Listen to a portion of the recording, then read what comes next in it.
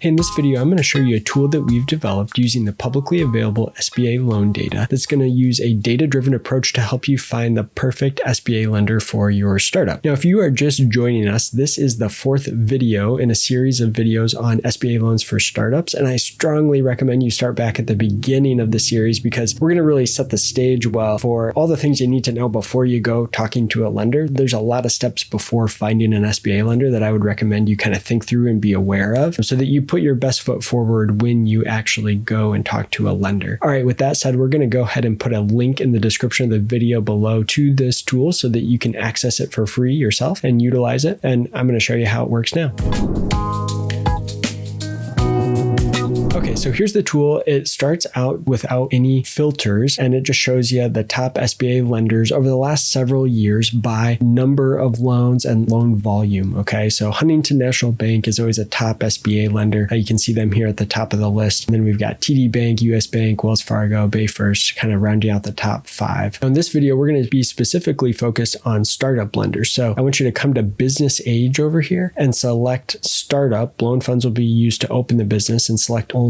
And when you do that, it's going to kind of resort and refilter this. Now, Huntington actually still on the top of the list, but some of those other lenders that we saw there, like US Bank, for example, was on the top of the list. They're now no longer in the top 10. So clearly they may not be excited about startup loans. And so that's kind of just a first phase of sorting and filtering. The next thing you want to do is sort by state because lenders have certain geographic areas that they lend in. There are a lot of SBA lenders that lend nationwide, but some do not. And so you'll want to sort by your state. So now let's say we are looking at a startup in California. So we'll select California. And now we see actually Huntington dropped to second here. And so you kind of see, again, a little bit of variation based on the location. Now let's look at industry. So we can actually sort by industry. So let's say you're a contractor and you're starting up a roofing business, for example. So I probably throw that into the construction industry and we'll sort and filter again. And now we can see there's a little bit of a shift again. So this, I think, will be really helpful as you kind of figure out, hey, which lenders could be a good fit based on my industry location and the fact that I'm a startup. Now, here's the big caveat I want to mention here because I've been working with a lot of small businesses trying to help them connect with SBA lenders. And initially, when I built this tool, I thought I'm going to use this for myself because this will help me figure out which SBA lenders will be the best fit for them based on a data-driven approach. Sounded great in theory. Here's what I've realized though. A lot of times, if you are on the top of the list, that means you also have the most deal flow in that area. That also means that you may not be the hungriest. You're already getting the best deals. I mean, you're getting a lot of volume. And so you're busy. The lenders are busy. And so what I've realized is a lot of times when I talk to the top lender on the list, they are looking for the slam dunk deals. They're looking for the easy deals and they're looking for the large deals. So if you've got maybe a smaller deal and it's not an absolute slam dunk and it's a little bit tough to get done, that top lender on the list may not be your best fit. And so it's kind of an art. You need to find the lender who's still hungry and still aggressive and not the lender who's like, hey, we're already at the top of the list here and I only take the best of the best deals. And so there is certainly some of that going on here. And so if you would like us to take a look at your deal, we do offer a free SBA review. I'll put a link in the description of the video below to that free SBA review as well. You can fill out a form. It'll give us a little bit of context. And,